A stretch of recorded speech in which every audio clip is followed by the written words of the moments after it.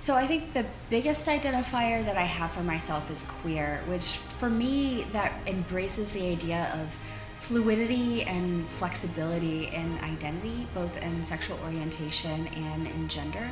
And it's a very political identity for me as well. It's in saying that the status quo and these little tiny check boxes that we like to put people in are usually not very useful. And why do that? Why put people into these tiny boxes that are inflexible when humans are so much more nuanced and expansive than that? So that is probably the primary identity.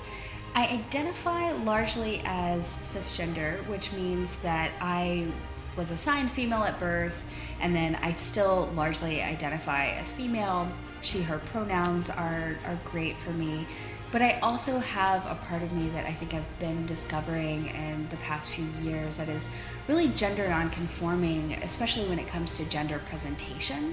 And through that, have discovered that the pronouns of they, them also work really well for me. And I really like playing with gender as a construct and how I live my life and how I present myself and what gender means to me in general.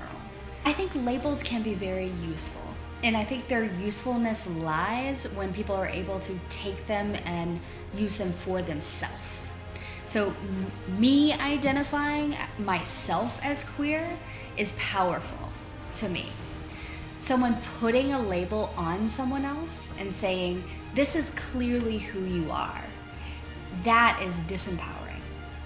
And I think that we're holding both of those things, right? That people have used labels as a weapon and for a very, very long time. And labels can be used to box people in to these tiny, tiny little things that don't really encompass who they are fully as humans. But they can also be used as a place of power, saying, this is how I identify. This is a label that resonates with me, where I find my home. And it also connects me to a larger group of people who have similar ethos and beliefs and exist in similar ways. That is a really powerful thing, I think.